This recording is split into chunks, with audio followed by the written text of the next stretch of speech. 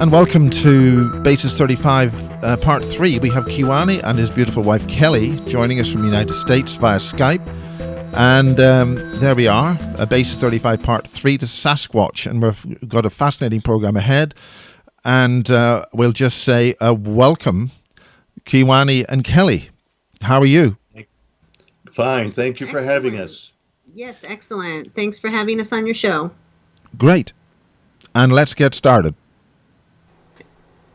Yeah, the ones that they said that they took their DNA to create us, to bioengineer us, that's the words they used, have human faces. Their heads are round and their arms go down in proportion to their bodies like ours. Just before we continue, could you just sort of move the screen over a little bit? I know you're not too sure if you can see it. If you move to your other way. Great. Keep going. Great. That's a bit more. More. Just a little. Or just move your seats because you're just slightly off the screen. Our cord is stuck. Can you pull that? Okay. Here we go. Great. That's fine. Okay. So explain. There's lots of. The important thing is that these beings are real, and they are here, and they live very long. Can you go further on that? Yes, Chris. People say, "Well, I'm not sure I believe it, and that they exist, and so forth." But I mean, we don't need a body. We don't need a body. That's very primitive. It's very crude. First of all, a lot of the researchers aren't paying attention to what all the evidence that's gone back as far as history will go back, and plus Native American history and other indigenous peoples in the world are talking about their type of Sasquatch in their area. I think it's disrespectful that the scientists have labeled this reality, the folklore, and these other like the Native American people have not been respected enough. I feel that they're trying to share reality with people, and they don't take them seriously. So now a lot of the Native American people won't discuss it. They don't want to really talk about it. Is that because they get shot? They'll kill. I mean, there was this Sasquatch hunter program on I think Discovery or the History Channel here. Yeah, I mean, I think that all these documentaries, a majority of them anyway, are very violent in how they present it. They want to catch one, shoot one, that kind of thing. I do know some of them say they don't bring guns, and they do. I know this for fact. So to me, the key thing was communication. That's the problem we have in the world today. But with North Korea and with the President of the United States now, Trump, all his talking and so forth has come to fruition. So it's the same way with anything. Communication is the key, not trying to murder another being in order to prove that it's real. There's photographs, there's audio recordings, there's tracks in the middle of the wilderness where nobody is. People go off the trail and they go fishing and stuff. There's nobody been there forever, and they find these fresh tracks of these gigantic tracks. So we have hair, all that's been analyzed as well. I think that it's needed people like Kelly and I to come out and to tell people that they're compassionate, empathetic, and they're kind and helpful. Now we have a caption up that you sent of 4 tall, clearly hairy human beings. And then we got an ET, a bit like a greenish ET, and then the pair of you. But you also have beside you a sort of a Native American entity? Because when I was at the UFO Congress, I got a painting which was painted of all the various ETs that their culture has. Can you explain that image that we had there? Yes. Well, in 1991, 4 Kachinas came to me and stood at the foot of my bed. Now, And what are talked to they? me. Explain what that is. Well, a Kachina to Native American people are these spiritual beings that really are a form of ETs, and these beings came to me and talked to me for 50 minutes, told me about my life, and gave me some choices in terms of direction at that time, which was in January 1991 when I was in Arizona. I had just moved to Arizona. So at the time, I was basically dying of liver cancer, and they told me what to do and what to take and how it works and so forth. And 2 days later, I collapsed, and when I had all the products, natural products that they had suggested, and 5 weeks later, I was cancer-free. Now, that's actually illegal in this country. You are not able to treat cancer in this country unless you go to 3 basic forms of radiotherapy of some kind or chemotherapy. How are you able to do that in America and get away with it? You just didn't declare it? Well, it's not first of all, it's not against the law to teach people. I'm a wellness educator. So the work that I've done helping people is educating them and telling them to be guided by a doctor. So there's really nothing wrong with anything. They can read this in the book, but people have to be able to educate it enough to put it all together, all the different factors that spell wellness. Right. So to educate people is not against the law. And I don't play doctor. When they ask me things, I say, well, you have to check with your doctor. Now we've got two books up: the Sasquatch People and the Psychic Sasquatch. Which one of those books are you referring to? Which one is? I'm sorry. We've got the 2 books you sent on the slide: the Sasquatch People, the Interdimensional Connection, and the Psychic Sasquatch and a UFO Connection. Yeah. Yeah. These are the Psychic Sasquatch came out in 1998. And my newest one came out in 2011. But both of them are chock full of information that you won't find anywhere else. They guided me through a lot of the writing when it was in a manuscript form. An ET stood beside me 3 nights in a row in a cabin in Oregon when I was working on my first book and directing me. The second book, The Sasquatch, did more of that in terms of guiding me. So they want me to do a 3rd book. They want to have me go through a portal with them and to live with them for a while and come back and write my 3rd book about it. So just when, they'll tell me. I don't tell them. They said to me, we're the ones in control, not you. So to understand that they're tremendously powerful and what they can do, and because of their looks, because they look monstrous or like an animal, because they have hair, don't be fooled. They're more human than we are. They're about 100 times more human. First of all, they don't start wars, and they don't go around killing each other, murdering. Well, I mean, hold on here. I used to have hair, for God's sake, and I was scary as hell. I used to have a beard as well. Now I've grown vaguely civilized, and we'll... Oh, dear. If you just continue to talk, yes? Okay, yes, and so they're interdimensional, so they use these portals. It's a safe zone for them, and plus there's some kind of a parallel world on the other side. They told me all this back in 1985, but so far I have not visited them. They took me twice through a portal, twice.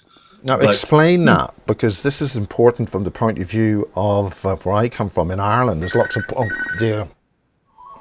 Somebody's ringing here. They they took me through a portal, but I didn't know until the next morning when they told me they had taken me and then brought me back the same time. Because I said, I don't remember that. They says, we didn't erase it. We simply brought you back the same time. And this happened twice. So they said this time, of course, they won't do that. They have a thing in terms of, I guess, cosmic laws that non-interference with others. We give people their free choice, and they say they don't interfere with karma. Karma to them is extremely important. It's real, and they want whatever they do. They want always to not interfere with others. They can make a suggestion, but they don't tell people what to do. They told me if they did, then that person's karma would become their karma. So that's why they don't. But when they make a strong statement, even though it may be slightly cryptic, I listen very carefully because they don't waste words. They do not waste words when they're trying to help people. Now, how does this communication actually happen? How are you communicating all the time when this happens? Well, when it first happened, this is the mental telepathy. I was never afraid. I was just stunned because I didn't know what was going on. There was a voice, and first of all, there's nobody there. Well, and, Kelly, how does this happen with you? And again, how did you meet? And of course, since the last time I spoke, you've become married and everything. That's really wonderful. Yes. Well, it's works, pretty much the same way with me. I was living in Arkansas while Keewaunee was in Washington, and I started having my own experiences. Some of them were physical, like I would spend a lot of time in the woods, and I would hear large beings walking behind me, or pine cones would be thrown in our direction and things like that. So I was aware that they were there and that I couldn't see them. And then over time, it evolved into like telepathy, hearing and feeling their presence, hearing their voice and messages that they have to say. Now, sorry to interrupt, but this is extremely important because here in the UK, there's a site called Bentwaters, RAF Bentwaters, USF Bentwaters at Rendlesham Forest. And we get, if you're kind enough, you will get stones. They're boulders or stones which have been in a river, but they're very warm and as if they're almost like mushrooms. You can almost like soft cement. Is that the kind of gift you're talking about? Yes. Well, it can be. It's there's so many different ways to do it as far, gifts that they give, and then, as far as like communicating with them as well. So it can be voices, or it's often felt energetically. You'll get goose pimples on your skin or something, or you'll feel a presence, or a cold wind blow past you, or a tree is sitting there waving when nothing else is around it, kind of thing. So there's different ways to sense their presence, but more lately, for me personally anyway, it's the messages that I get from them. Sometimes telepathy is in voices, but most of the time it's like downloads of information. It's so much knowledge and wisdom coming in all at once, and it takes a while to process it.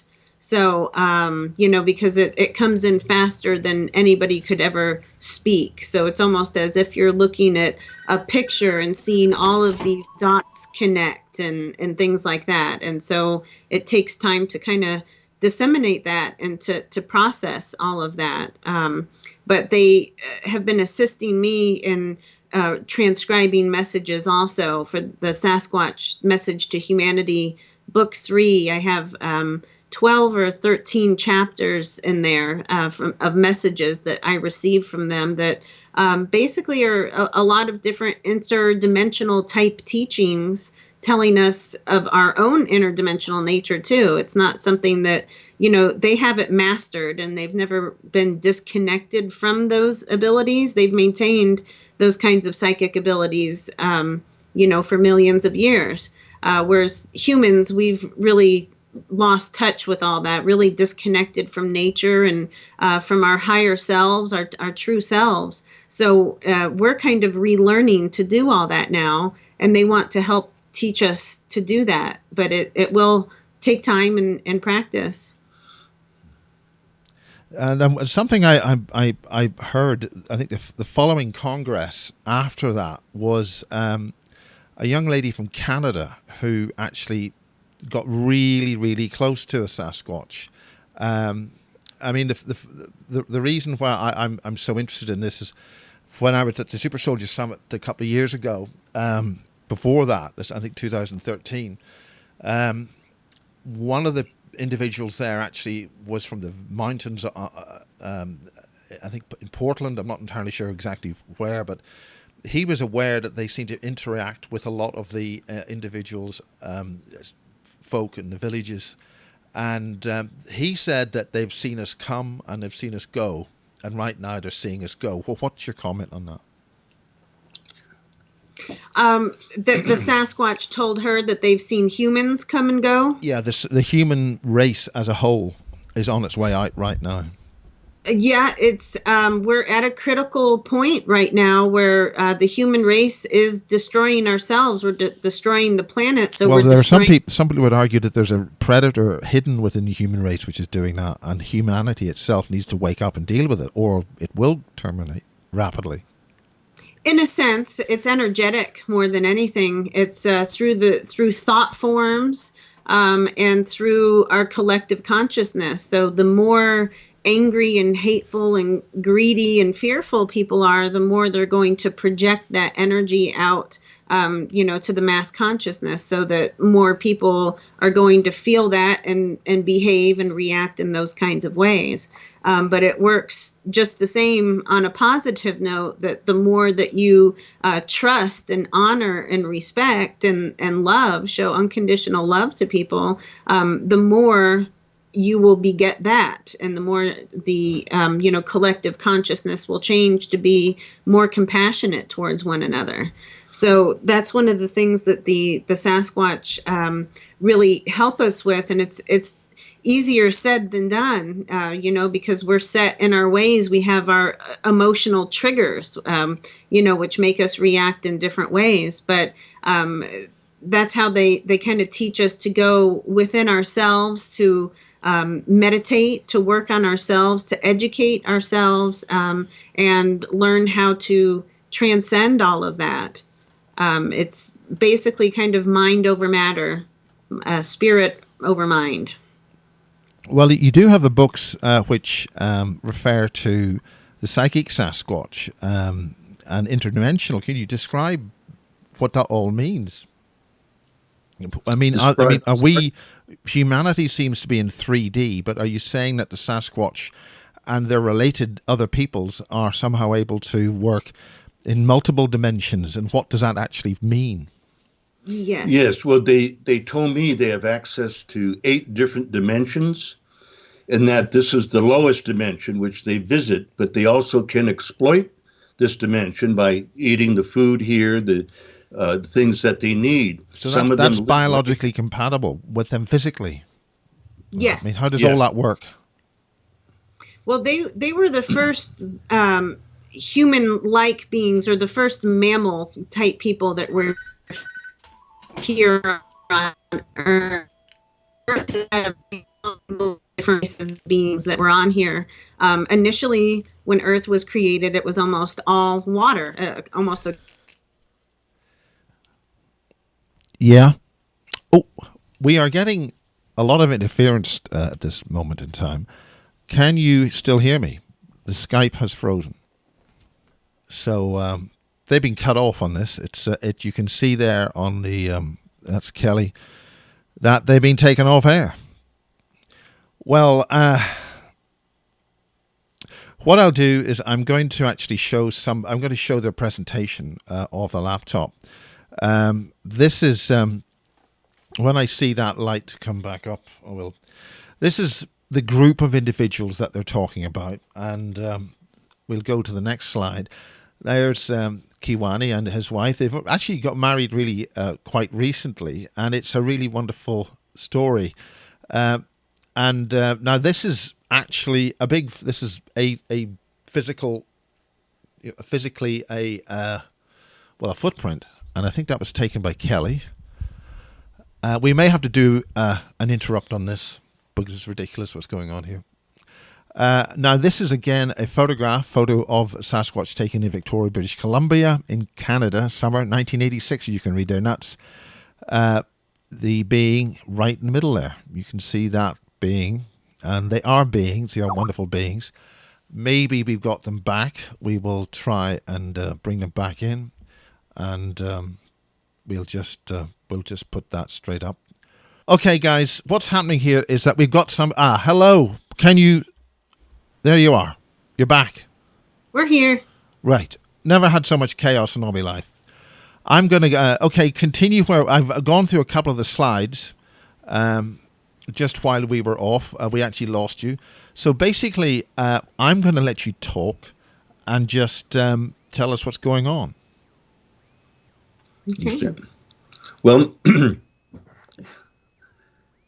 one of the things that the Sasquatch have done, as in a way they were so grateful that I had produced these two books and was publicly speaking about psychic phenomena, UFOs, ETs, and things that certainly other researchers would never even bring up because it's quote unquote unscientific. Well, I'm a scientist. I have 4 degrees, and I've objectively followed the evidence to where it led, and it led to a psychic Sasquatch with a UFO connection. I've had over 1,000 experiences with them since 1979. So, plus I've documented 421 people who've had telepathy with the psychic Sasquatch, and 17% of those people, of that population, had also ET or UFO experiences at the same time. So there's a lot of evidence, not proof, but the evidence is quite overwhelming. One of the things they do and have for us, because of our, especially myself being out there for 62 years doing the research, is healing work. They've done healing on me when I couldn't walk because I had a ruptured disc. In 2002, I had a brain tumor, and they dissolved that. I had the herbs that would dissolve them, but they told me it would take too long, and they went ahead and did that. Recently, our son, our 7-year-old son, came into the kitchen and was warned by Kelly not to stay away from the stove because the top is hot. And he commenced to test her authority and lay his hand right on the hot plate. Mm-hmm. And then he went screaming through the house with skin burnt off a couple of his fingertips. And it took a while to calm him down and put aloe vera on and other things. And we decided that he wouldn't be going to school, that we've got to take him to the doctor the next day because it was quite serious. So we put antibiotic cream on and bandaged it and sent him to bed. Well, before going to bed, I telepathed to the Ancient Ones and the Sasquatch people that are around us all the time, and if they would go and heal my son, because he was in such a horrible way. I mean, it was horrible to watch, screaming and all this, that he had to go through, which was very stressful for us. But we generally have to wake him up every morning. I mean, this is quite steady, where we have to wake him up for school.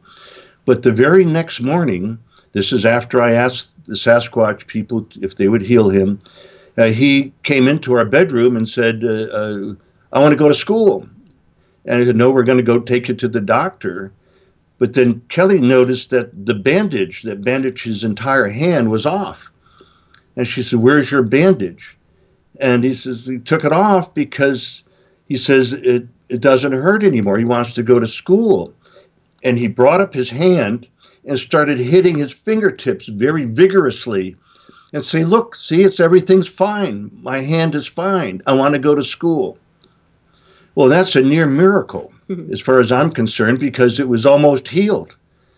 And how could that happen overnight? I had a burn that I burned on a hot lawnmower about 15 years ago, and it took 6 to 8 weeks to heal, and it hurt for a whole week or 10 days, and it was nowhere near. No skin came off or anything. It was nowhere near like my son's. So it was a miracle overnight. And they always want to help us in any way they can, because we're devoted to helping them and to get the truth out. This is about them, actually, not about us, but they're certainly affecting us in a very wonderful way. Well, it's amazing the number of phone calls I've been getting, and you being cut off as well.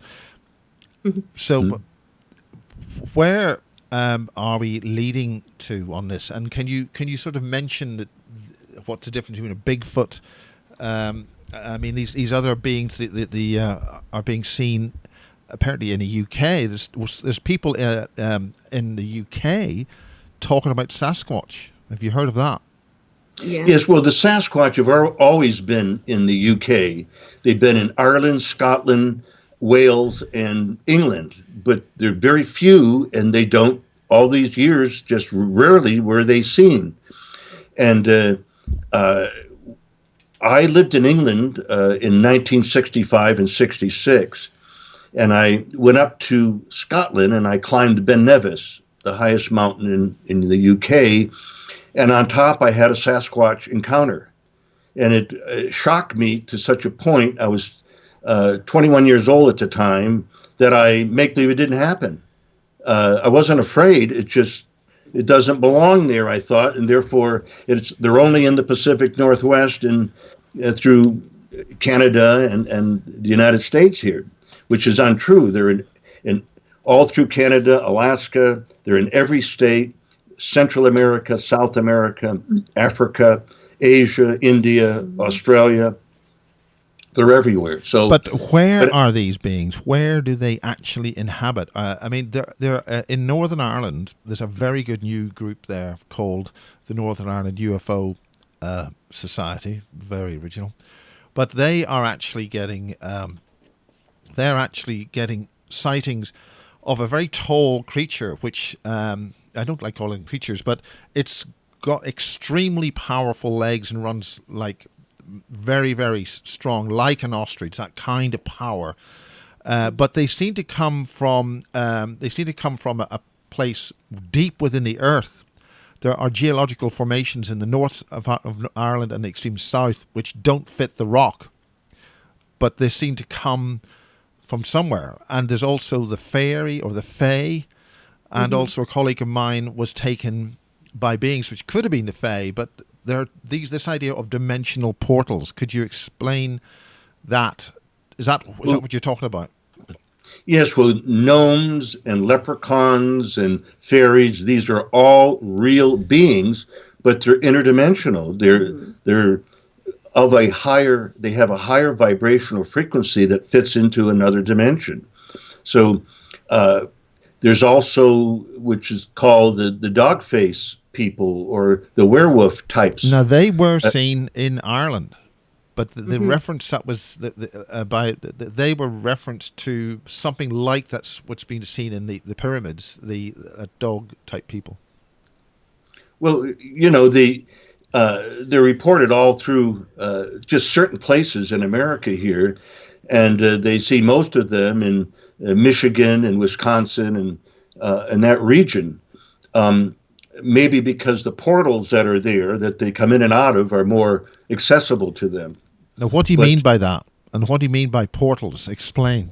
Because there's a lot of trouble about that in Ireland. They were shut down. This side. It's a doorway into another world, the parallel world here. That's what a portal is. And they... the werewolf types or the dog face always have, you can see their teeth, so they look vicious, but they're actually very friendly. But on the other hand, they don't have as much tolerance for humans as Sasquatch do. So they might scare people away when people are maybe want to harm them or whatever, but they don't hurt people in spite of how they look. Not at all. Right. And the different beings are very different in the way that they travel or the way that they might present themselves on Earth or off Earth, because it really depends on the individual and their level of consciousness, how evolved they are. Earth is a very dense planet, as dense as you can get. So several of them like that, and they like to be in the earthly realms. Like a lot of the Sasquatch, they were, put here to be caretakers of Mother Earth. So they love how their feet feel in the dirt, and they love to touch the trees and the leaves and, all of that stuff. So as much as they can be three-dimensional without being spotted, then they will be, or many of them will be. But a lot of them are more evolved, and they have different missions. Some of them are here on Earth to help energetically, like do work with crystals and things on different ley lines or different places on the Earth grid. That they'll do things like that, whereas others are more, you could consider them kind of like guardian angels. Where they would communicate more with humans or with other beings that are like-minded and wanting to assist, because there's only so much that they can do, since they're not human and they're not fully physical, and they didn't create this mess that we're in right now. So it's our responsibility to help take care of that. But they do often travel through portals, like Keewaunee explained, is like a doorway to another world. Or they're also able to use different techniques. They can, there's like wormholes that exist also that would be like deeper travel than just from one dimension or one realm to the next, but that could be more like time travel. And then they're able to do things just like by location, where they can be in more than one place at a time. Now, what do you mean exactly that? Does that mean physically, or as if they can sense from more than one position? Both. They can be physical and astral at somewhere else at different times, and not necessarily by location, but multi-location. So they're able to be in multiple dimensions at once. Yeah, keep in mind, we are physical dense. They are physical etheric. That's one way to explain this. In how they have that ability.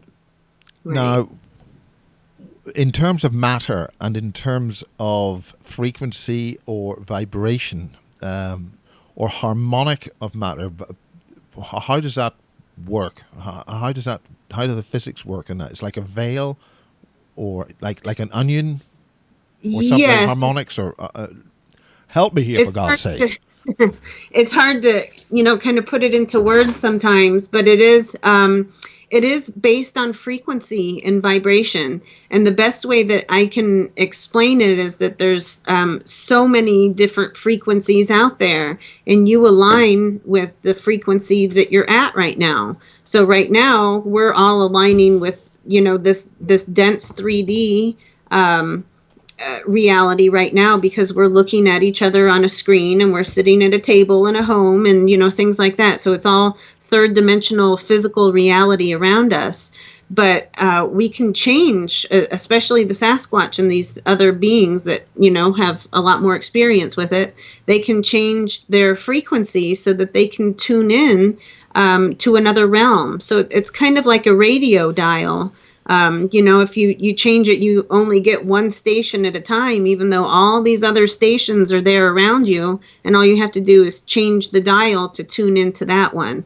So it's very similar to that, except that they're able to access all of those radio stations at once anytime that they want to. So they can change their frequency so that they can immediately be invisible to our frequency. It's not that they're gone, it's that we can't sense them, or most people can't sense them. Is this something like the Super Soldier program that the military are operating, sending people to other dimensions, that multiple dimensions, or what? I think it's similar. I don't have a whole lot of real information on that, but it seems like a similar thing, except that the Sasquatch have, like I said, they've never lost touch with that. So it's not something that they're rediscovering some kind of new technology. It's something that's already existed. So I think now, some other programs are tapping into that and understanding those quantum mechanics so that they can build tools and machines to assist with that in our realm too. Apparently, cosmically, that every so many thousand years, some of these planets go through and merge with other dimensions. And they told me that in 2012, that actually started 7 years before that, they said, and then it continued from the third dimension into the fourth now, and which apparently is they said would create a lot of problems for people that were violent and aggressive and had a low vibrational frequency. And it seems to be a lot of wars and killings and mass murders and things that we don't like and want to hear about, but it's a part of our world now. But they say those people won't make it further into the fifth dimension, which apparently, once again, that planets go through as the planets themselves evolve. I don't quite understand it now, entirely. What exactly is this term fifth dimension or harmonic? I mean, explain what that is, because it's a very vague term. I mean, do these beings give us any better clue on that? Yes. Well, the fifth dimension isn't necessarily a place; it's a state of consciousness. Like I explained, is that here in the third dimension, it's very dense, so we're very focused on our emotions and physical things, and we need money, and we need food, and we need shelter, and things like that. Whereas in the fifth dimension, all of those kinds of concerns really no longer exist. All of the negative vibrations and energies and things like that. In the fifth dimension, you wouldn't have enemies. There wouldn't be greed. There would just be unconditional love and respect and honor. It's like a much closer connection to the oneness that we're all a part of, a deeper understanding of that.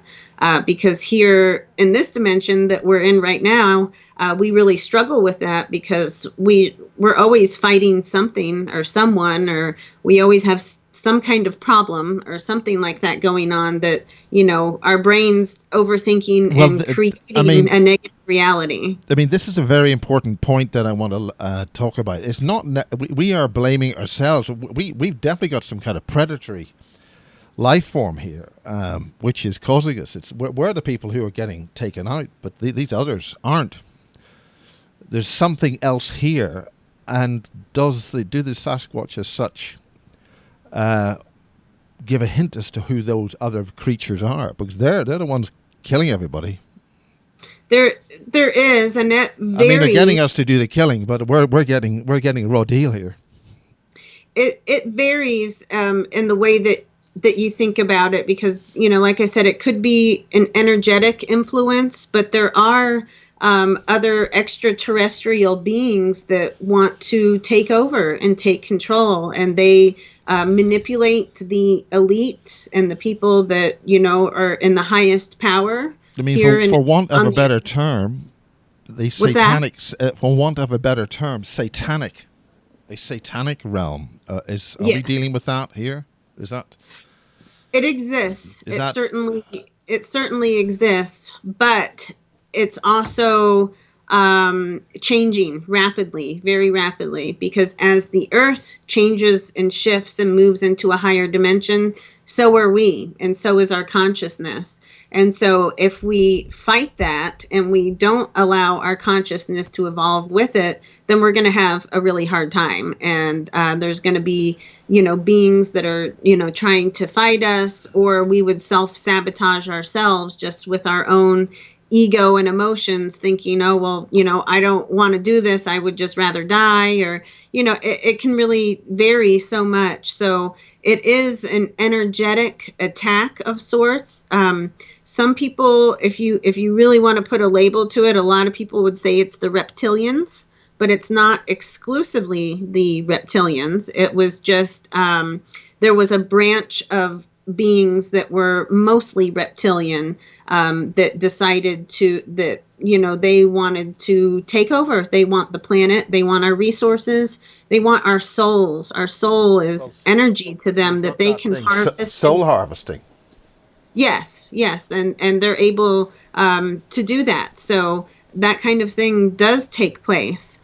But it's also having an awareness of those things that, the Sasquatch and other beings are trying to explain, that we can choose not to allow that into our reality. We choose it with our thoughts. We create our own reality. And these beings that do these negative things, they're attracted to people, or I shouldn't say people, they're attracted to negative energy, no matter what that is. It could be within a person, somebody that's very angry or bitter or sad even, or, somebody who's vulnerable, they can latch onto and they can affect and manipulate them.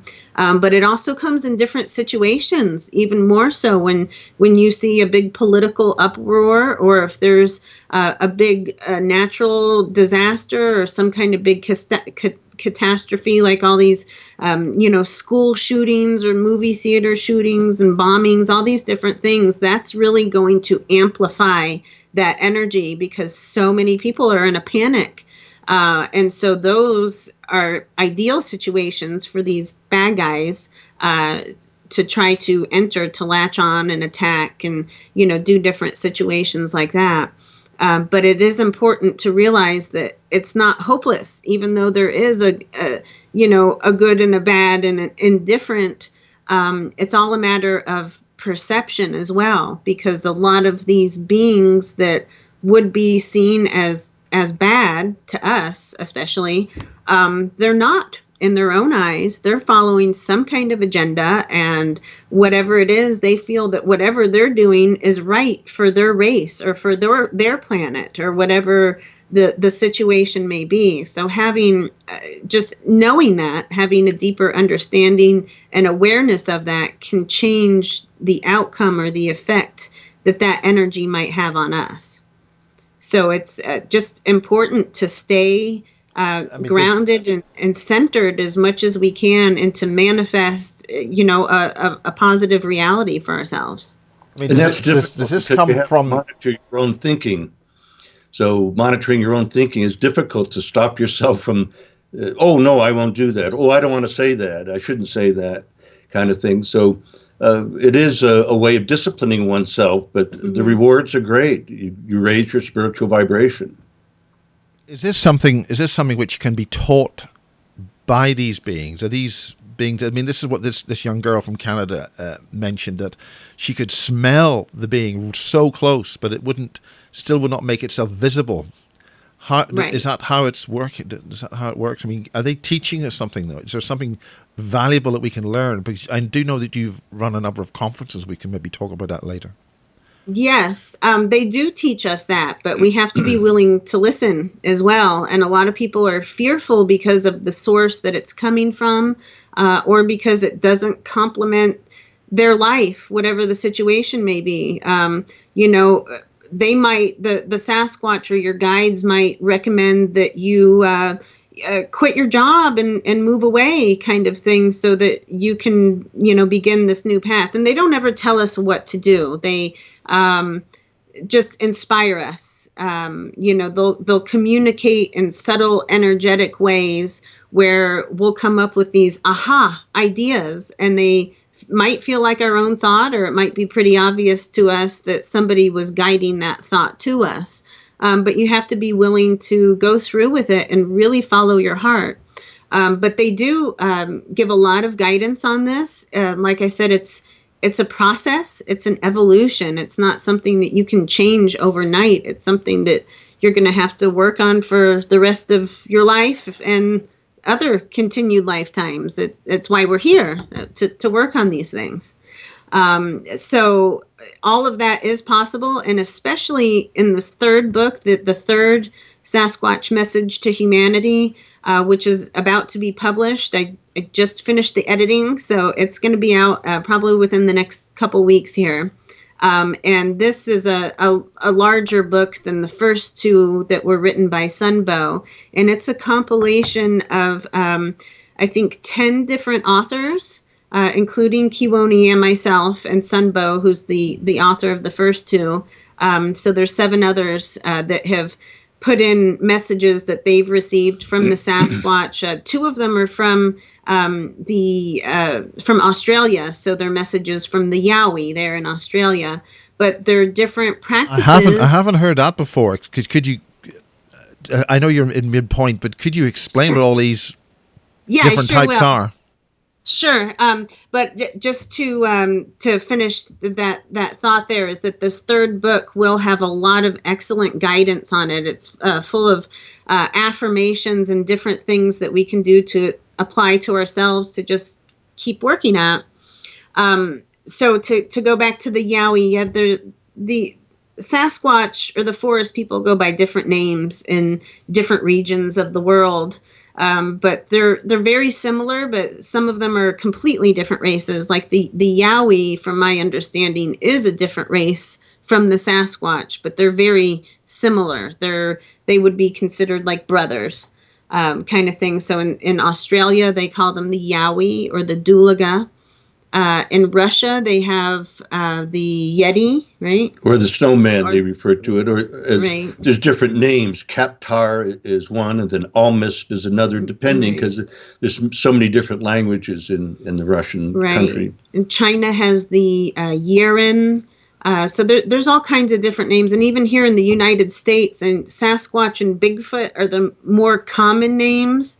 But really, there's probably hundreds of other names for them, especially through all the Native American tribes that, used to have different names for them and things like that. I know the word Sasquatch is actually based off of the Salish language here in Washington State, is mainly where that came from, because that was the highest sightings of them, the highest population of them. And so this state really use that to their advantage, and they call them mainly the Sasquatch, which is they're comfortable with that because that's an honorable word to them that was created by the Salish people. I couldn't tell you exactly what it means, but I know that it's a term of honor and respect. Whereas the word Bigfoot, some of them may not mind it because that's just what they're called, kind of like if you. Well, we have a picture of that. I'll just while you continue to talk, I'll put that on the. Sure.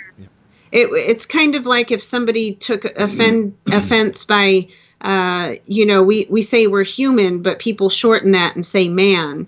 And so a woman might get offended because you're referring to her as a man, and so the Bigfoot, or, the Sasquatch might look at it the same way when you call them Bigfoot. Some don't mind because they understand that that's just our language and lingo, whereas others might get offended because they think, well, hey, our feet are pretty normal to us, so why are you calling us that? Well, you got that on screen right now. Could you explain, whose arm is that? And, that's big feet. That's a lot. Yes. Big, even bigger than mine.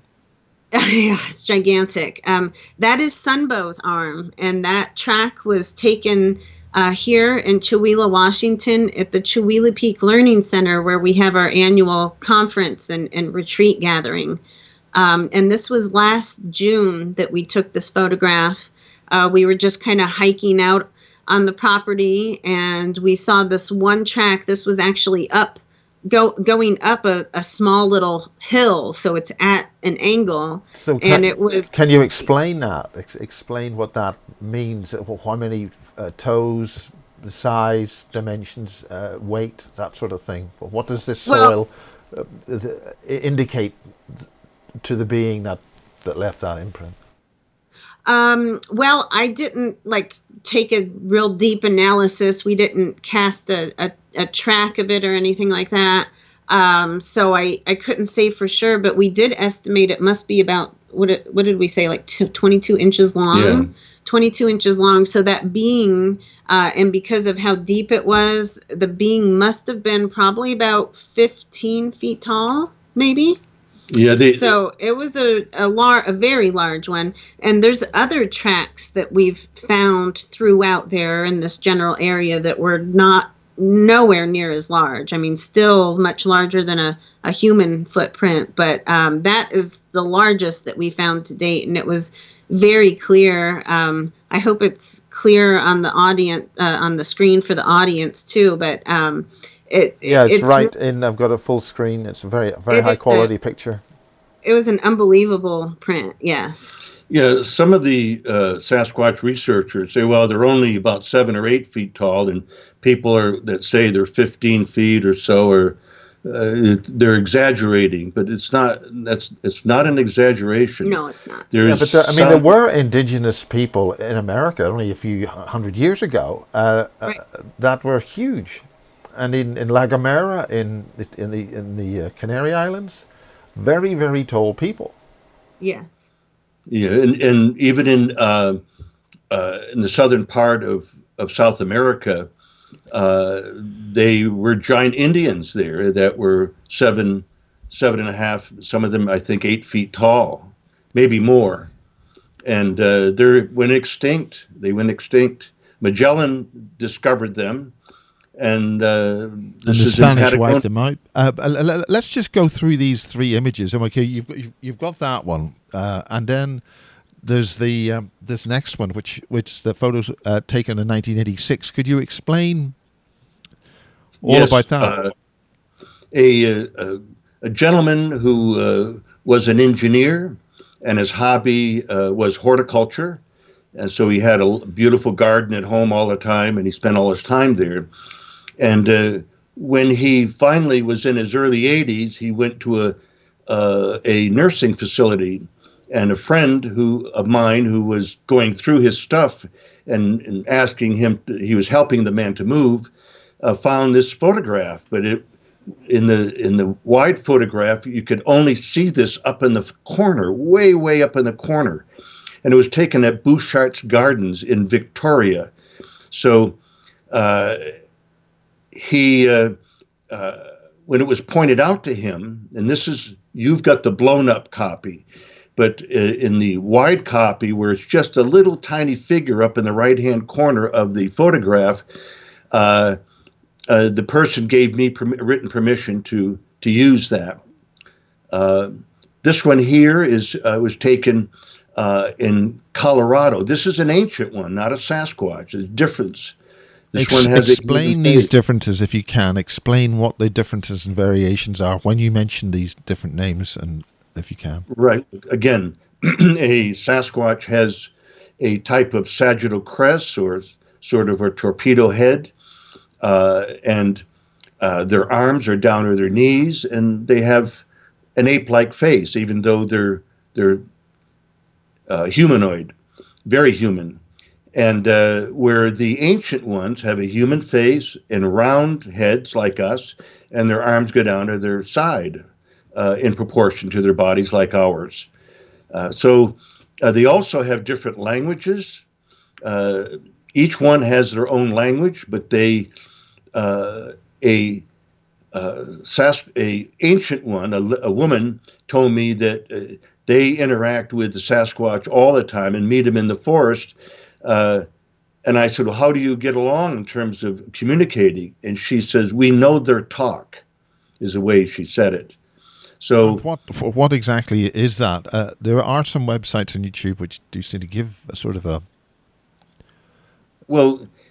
singing, almost like bird song. I've heard their language spoken twice, and it was very, very strange. Indeed, this was vocally. If there was anyone else in the forest, they would have heard it too. But with us, they communicate telepathically. Mm-hmm. So. And what kind of voice do you hear within your very mind? Loud, guttural, very guttural. Yeah, I think it depends on the individual communicating too.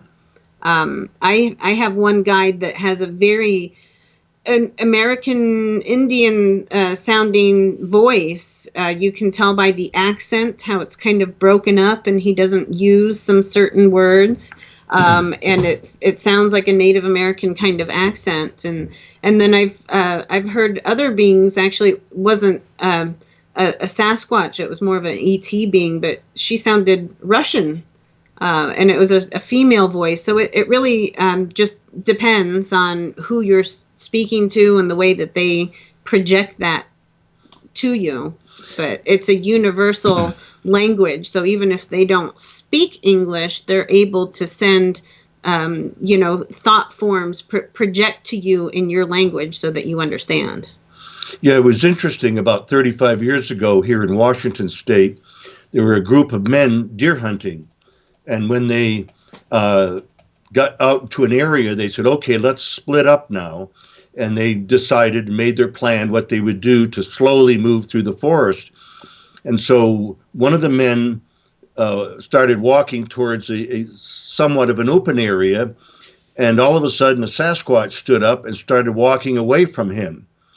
And the guy stood there absolutely stunned and looked up and said, "Oh my God."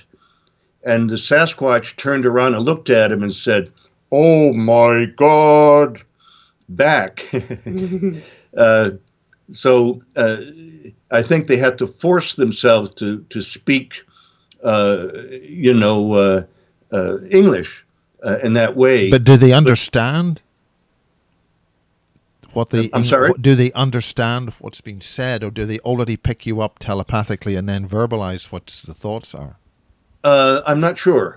Some of them may understand like English, but more or less what it is it's like an energetic translation. They can feel your intent and your feelings behind what you're saying. So it's not always necessarily the word, although sometimes I've had them question me on a certain word. They'll say, I don't know what that means. So it really depends on the individual. But more or less they feel your intentions, which is also why they avoid most humans. If they're walking around in the woods and they can feel that person is out there hunting for them. So they're not going to, come around. So they're multidimensional beings, and they bioenergetic sensing like animals. They'll sense your feelings. And I'm going to put your books up if you explain about the first two books and what the new ones are going to be. Sure. Yeah, of course, the Psychic Sasquatch, I emphasized the UFO connection, and that was important because there is a connection. The telepathy, which very few people were talking about back in 1979, is certainly not in association with the Sasquatch people, but I gathered a tremendous amount of information, and at the time there were 76 people that I had interviewed that had telepathy and experiences with the Psychic Sasquatch. To date, it's up to 421.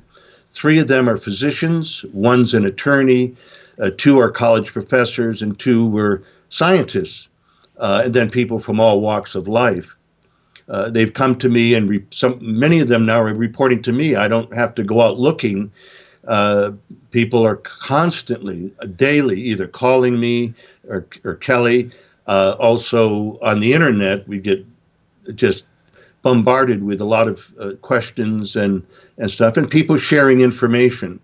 So people are really comfortable knowing, they told me, that I had telepathic experiences, and they said they couldn't believe it. They couldn't talk to their spouse about it because the spouse was too creepy for what's the new book you're writing, and let's stick to the books for the moment. Yes. Well, I don't think you got the pictures to come through of them, but I've got a couple of them here to show you. This book is the first one. Oops, here we go. Where's the screen? Yeah. Okay. Yeah, okay. The first Message to Humanity book. And where do they get that? Could you just hold it a little bit further up? Yeah, just so people can see the publisher. Sure thing. If you bring it to your left. That's it. Yeah. Okay. There we go. Yeah. It's reversed for me, so it's kind of Yes. confusing. Yeah. Okay, yes. So this is the first book, The Sasquatch Message to Humanity, that was written by Sunbow. And And Keewaunee we also and want to talk about his website that you mentioned. You mentioned this a few yeah, times, so we'll talk about that. yes, indeed. And so this book was the first one. It's a compilation of 50 different shorter kind of messages that he received. When he was transcribing the seventh message is when we met him, when I connected with him on Facebook. And so then he started getting more messages, and we published them. After that was published, he started getting more messages. And so this is the second Sasquatch Message to Humanity book. Now, I'm a big skeptic on all this. What do you mean by, are these channels? Are you talking about spirits or demonic entities or archons? How do you know it's coming from the Sasquatch? How do you know this as such? Because you can feel it. You feel their presence. That's the best way that I can describe it. Once you know who you're communicating with, it's without a doubt. And besides that, the contents of the book, they've made all kinds of different promises of different things that would happen, events that would occur, just facts that are based in science and evidence that can be proven, as a matter of fact, too. It's just things that have been kind of wiped away from our collective knowledge, because those are the kinds of things that they're trying to hide so that we don't remember who we are. But the first book of the Sasquatch Message to Humanity, really, they are like channeled messages, although the way I explained it, too, is the way that the information is received. It's like downloads of information rather than them telling us word for word what to write down. It's a bunch of information to process into English, because it is so much information that would be what hard. is that information? What is the information? The first book really goes into the history of the Sasquatch people, who they are, where they came from, the history of the Earth, and all of the different races that were on the planet before us and before them. Can you briefly list what those races are, or is it just too long? Oh, no, it's actually what I mentioned earlier. On Earth, anyway, it's been the fish people, then the ant people or the insect people, and then the lizard or reptilian people. Then it was the bird people, and then the mammal people, who were the Sasquatch, and now us. But it's important to remember that each one of these races of beings went through a very long evolution too. So they continued to evolve too. So there's many different kinds of bird people, many different kinds of reptilians. I mean, this would in any shape or form be what people would call ETs or jinn or mantid or what? Reptilian? No, the ETs are the ones that basically created and seeded all of these different races on Earth. There's so many different races of ETs from different star systems and planets and constellations. It's really vast, and that would be really big to go into. But here on Earth, all those different races, that's what they're considered. They were earthly races, but they were created using the DNA from other races of beings. The way that they describe it is that any race that they seed here on Earth has to be at least partially part of a native Earth species. So that's why the fish people were first. All the water was here. So whatever the DNA of the fish people were, it was taken from part of the plant life, the water life that was here on Earth, and then taken from another planet. And so the story goes, they just kept creating and evolving different beings, because even now you can see that humans aren't even the same as what we were 200 years ago. We've changed a lot. And so the Sasquatch have, and things like that too. And so those were the different races of beings that were here on Earth before us. And then it also talks about, the state of affairs that we're in now, a lot of the history of Earth, ancient history and the cosmic history of, the different good and evil beings that were fighting over different things. And then the second Message to Humanity book, this one goes much more deeply into the interdimensional aspect. It talks about the different dimensions and what's accessed through those different dimensions. So it's a little bit more scientific.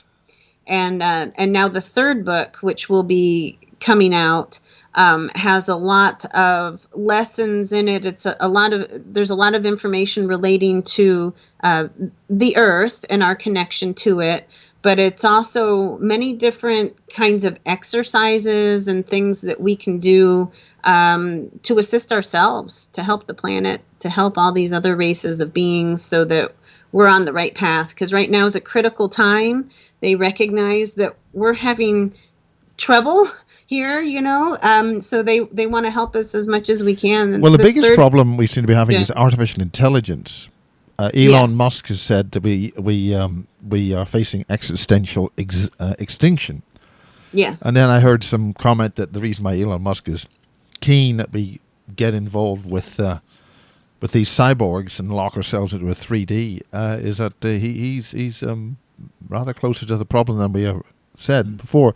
Now we did a lot of this sounds science fiction, but it's all very real. And the first 2 years that they started coming to me, I was in and out of denial because of my scientific background. I just didn't accept it. Oh, good, there they are. That's the way it should be.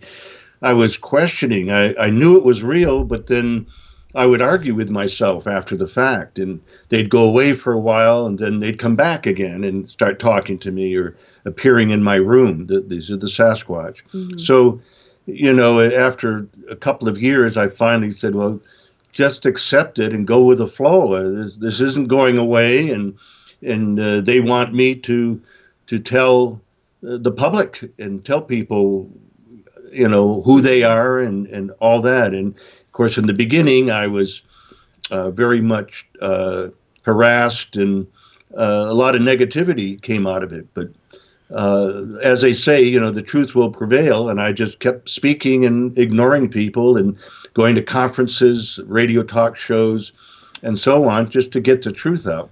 Mm-hmm. And AI is certainly an issue. It's more of an entity than anything. It's a thought form and an entity and an energetic. So that can also influence and manipulate people. So we have to be careful. And these books also tell us different ways that we can kind of psychically protect ourselves from these different things that want to latch on and take control in any way that they can. So there's certainly that AI factor to things, but we can also use technology to our advantage too. It's not necessarily that technology I think the main problem is that the technology is itself Trojan and we've lost control ages ago. Okay, there's a beautiful thing you've got there called Scenic, the Scenic yes. Close Encounters. Could you explain what that's about, and also the website, that new website? Yes. This is a website that Sunbow just started, and we help manage. Could you explain who Sunbow is? Yes. Sunbow is the author of the first 2 Sasquatch Message to Humanity books. A great ally. He comes and speaks at our conferences every year too, and he lives in Canada. But he just recently this year, maybe 2 months ago, started this website. And so it's abbreviated Scenic for Sasquatch Close Encounter Network for Interspecies Communication.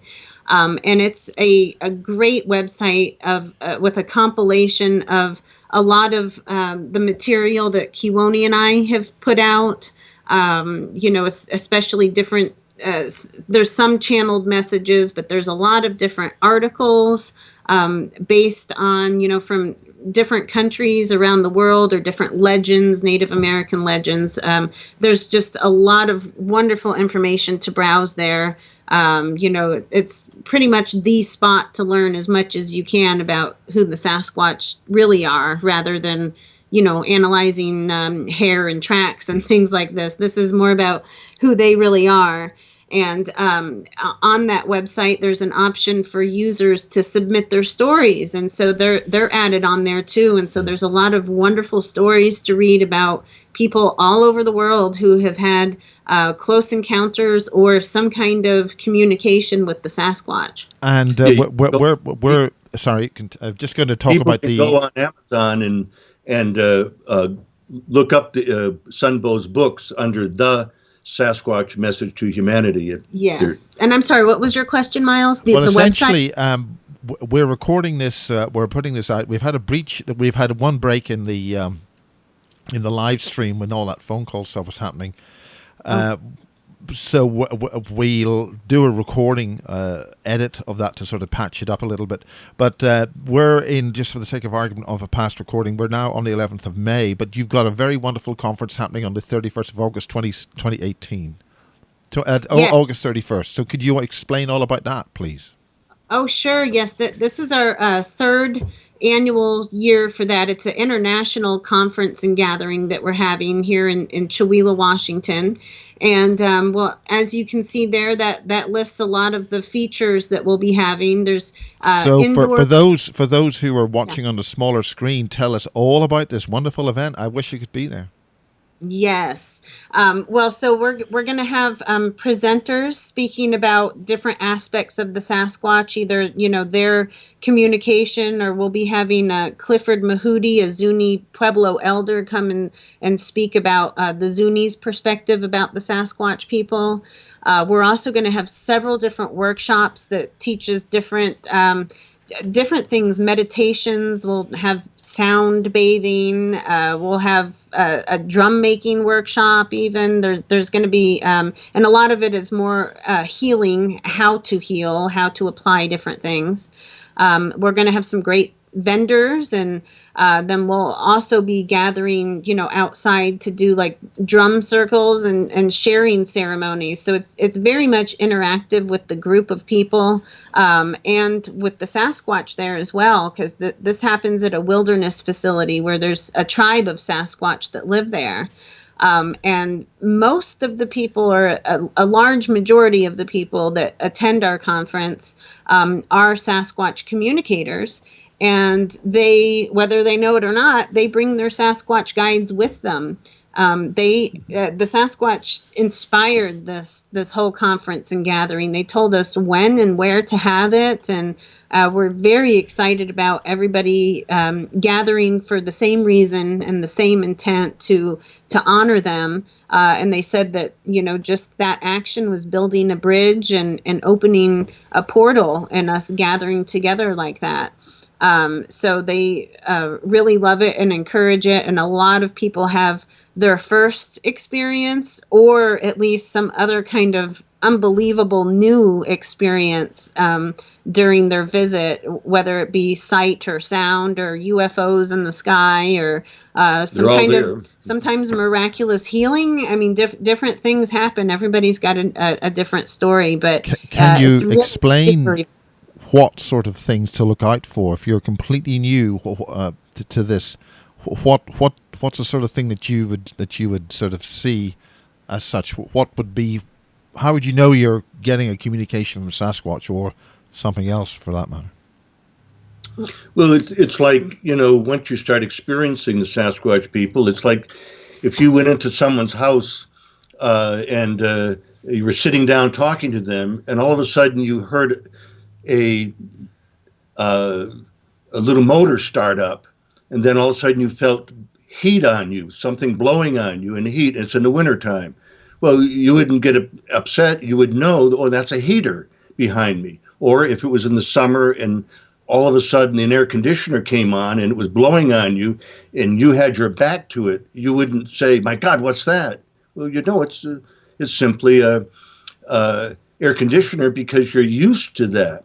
And it's the same with the Sasquatch. Once you see them in person and experience them and their energy, then later when they're just talking to you and you don't see them, they're there, but it's them. It's hard to explain in a way, but there is no question who you're talking to. You feel it in your body. You feel it. You know, it is hard to explain unless you experience it. So, but a lot of times for me, or what other people had said, is that your whole body will be just chilled, or you'll get goose pimples. You know, you'll feel the presence of somebody in the room.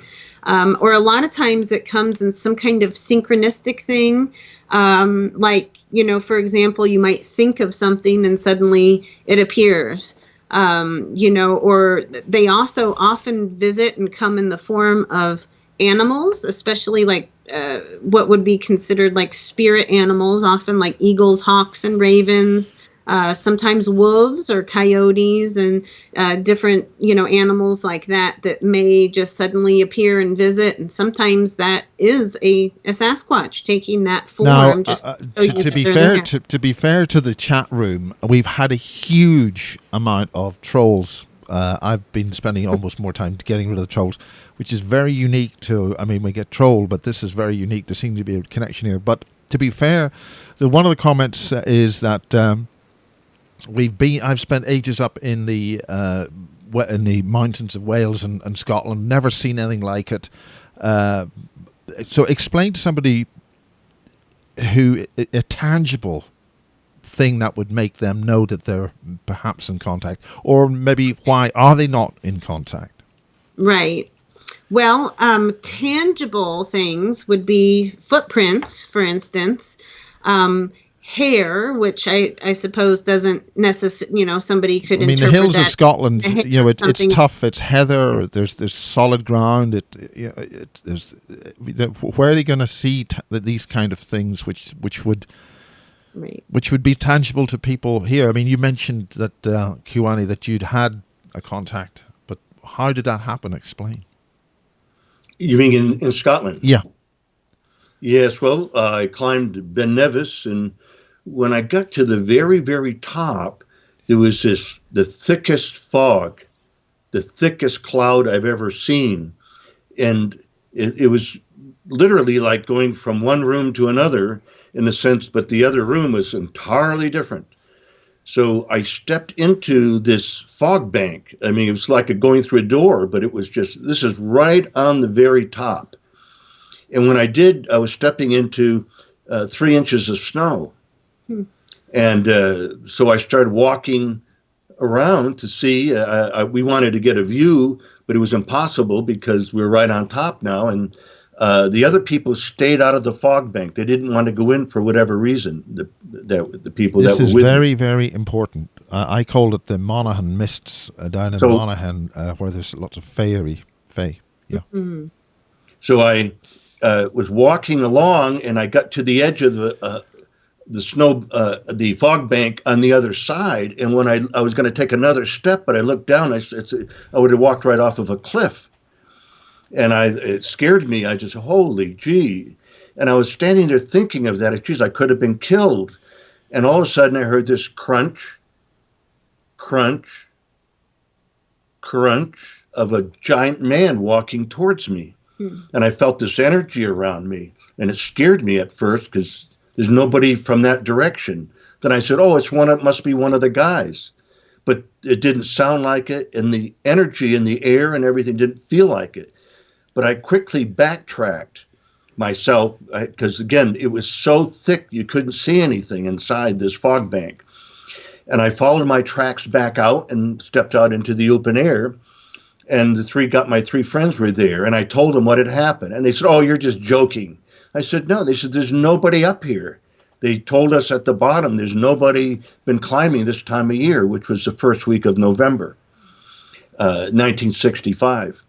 So I said, well, come in. Maybe it's whoever's up here is still there. So we walked in following my tracks again, and we got to where I was, and all 4 of us stood there, and I said, well, I guess who's ever here is gone. But all of a sudden we heard crunch, crunch of a giant man walking towards us, getting closer and closer.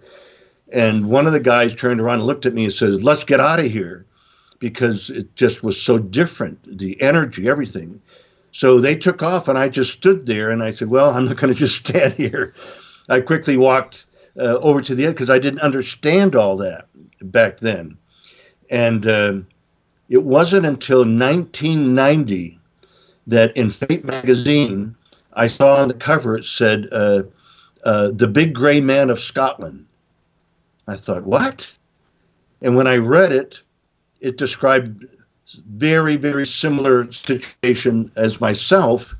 But even on one of the mountains in Scotland, a geologist that climbed to the top of one was working around towards the top, gathering samples, had this experience of something interdimensional coming towards him, a big shadow-like.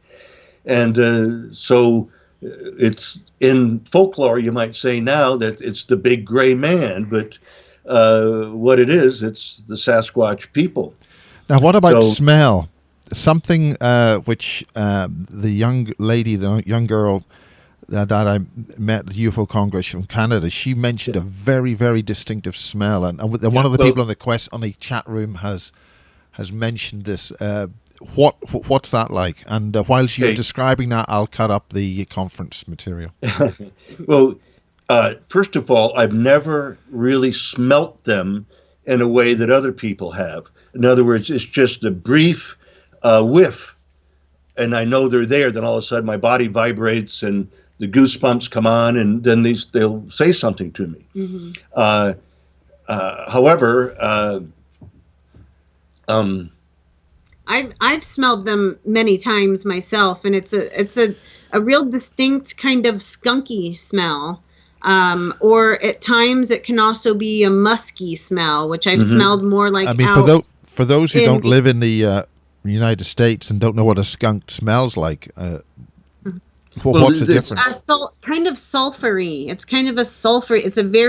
It's a putrid kind of offensive smell. It does not smell very good, and I guess sulfur would be a good. Well, I think to most other beings, humans really are rank. Well, they use that to scare people away, and any other, if there anything in the area that was dangerous or they didn't want around, they would do that. Now, I've never really, again, the way other people have described it, with their eyes burned, and it was like a rotten egg kind of thing, and all that, because I always walk with unconditional love, and when they're around, I get excited in a more loving way. Right. But you don't smell that. You've never smelled. Sorry. What's that? No, we have a couple times here in the house. It wasn't really out, but all of a sudden a skunk smell would appear, like while we're talking about the Sasquatch or something like that. So sometimes they might use that scent as a release because they're afraid, or they're trying to send fear to somebody else so that they leave them alone. But it really just kind of varies. I mean, sometimes I've smelt flowers or something when they're just not being outside, just different smells that will come through. That doesn't necessarily mean that it's them, but they can project that to us. They can permeate our consciousness. So if they really wanted us to smell popcorn or something, they could do that. Yep. So, that all of that is something that's possible. And I wanted to say too, to your last question about something tangible that could be seen as evidence of them. I can't really say for sure for England, because I'm not that familiar with how everything really looks there and things, but some of the most common things that you can find out in the forest, or even even if it's just slightly wooded areas, a lot of times they'll build tree structures, kind of like wigwams, where they'll lay big branches up against a tree to make like a teepee kind of formation. So they do that quite often. Or you might also see trees that are snapped in half from pretty high up, or something, or even like twisted, so you can tell that didn't naturally occur. Also, oftentimes, and nowadays you'll see them pretty fully grown, but sometimes they will weave plants within each other, kind of braid them so that they grow that way. So if you ever see trees that are, grown together and kind of weaved, they might have done that, from when they were just startlings, and, did them from there. And then besides the smell, some other things that they like to do is to stack rocks or large boulders or something like that. Those are seen all over the place. I mean, are they? Yeah. That's quite often, that's them. That's something that they can do, especially in England. If you're in a part where there's not a lot of forested area or trees or something, then that might be their preferred thing to do. But a lot of the times they do these things, and they may not be fully physical. I mean, a lot of the ones that are in England or in Europe, they may have more of an energetic mission where they're there to do some kind of healing, because in places that have a not so good history or things that need to be cleared, we know that a lot of negative thoughts were developed in Europe and then, spread throughout the world and things like that. So a lot of times... This is one of the problems about Europe, the castles and there's a lot of very bad black magic going on, bringing other entities in. Exactly. And so they help with that, even if it's behind the scenes and you can't see them. I do know of 2 people that live in England that I'm in contact with that are in touch with the Sasquatch and speak with them telepathically. And many of them live underground or underneath some old structures with a negative kind of history, and they are projecting their more positive energy. I couldn't explain to you exactly what they're doing, but it's some kind of earth healing work and energetic healing work that they'll do underground or in certain spots where, it's emotionally charged. Like if there was a battleground or something, for instance, even though there may not be any trace whatsoever in that field now that there was ever a battle there, that energy is still there. Those people that were killed and murdered there or whatever, it's still there. And so they assist in kind of clearing that energy in certain places too. And I think that's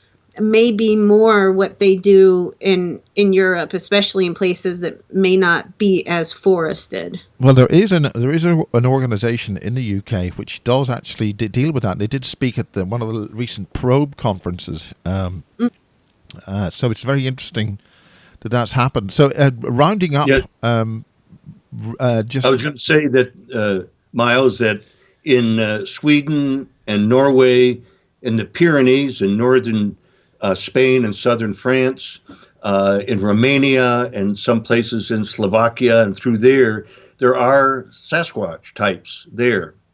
So, there are some in Europe. And, so they do seem to exist in a different realm or dimension. Yes. Well, I think it's probably time to wind up. We've had a bit of chaos here tonight. We'll put together an edit of this, I think, and sort of tidy it up, because we've had a few teething problems. But it's absolutely fantastic to see the pair of you. And so long after the UFO Congress, where I was very fortunate to interview you, Keewaunee. And is this an uphill struggle for you to receive understanding on this? And for instance, the Sasquatch hunter type thing that was on the History Channel, that was how do you view that kind of coverage? Well, I try to neutralize that kind of thing. When people like they have finding Bigfoot or killing Bigfoot, it's just sensational stuff.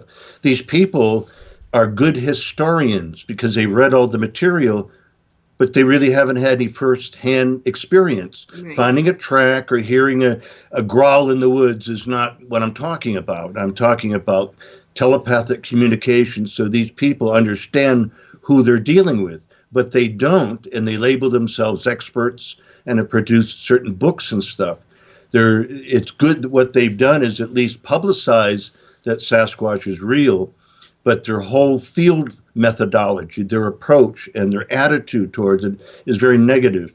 So I very much certainly respect these people and from where they're at, but I'm protective of the Sasquatch people, and certainly have challenged them to redo some thinking and educate themselves a little more, because it's really a merging of anthropology and quantum physics. That's who they are, and not just an animal or just not a relic hominid like some of them, have theorized. Right. So, well, And, I think yes. One final word, Kelly. Well, yeah, I was just going to add on to that I think that the shows have been beneficial in a way that they are bringing the Sasquatch to people's attention. And, so whereas before it was just a big myth and some kind of make-believe thing, that now more people are awakening up to the idea that they are real, even if they don't have the right idea about it. But if, all these shows hunting Bigfoot or killing Bigfoot or whatever they are, none of them have ever found one or caught one or killed it or anything like that. Hopefully that will stay in that case. And they won't, because obviously the Sasquatch know why they're out there and looking for them and filming and what they're doing. So that's never going to happen. But there's some people that take an interest in that. They go out into the field themselves to try to research, and that's when they have communication. And so it'll come around to them that their whole world will change when they thought they were looking for an animal, and all of a sudden it was a man talking to them, and it really changes their perspective. Yeah, as long as there's no guns or cameras with the person. Camera's almost as lethal as a gun. Well, that's been fascinating. It's been really good to see you. If you just hold on after we come off here, so we can do a little bit of repair on the start of that. But folks, thank you very much for listening. It's been a great situation today, and we'll come off air. If you want to donate to the Basis Project as such, we can do that. Donate through the Basis Project via PayPal, miles@thebasisproject.org, or through Steemit. We'll get that working eventually properly, or through the Patreon website. Thank you for now. This has been Basis 35, Part 3.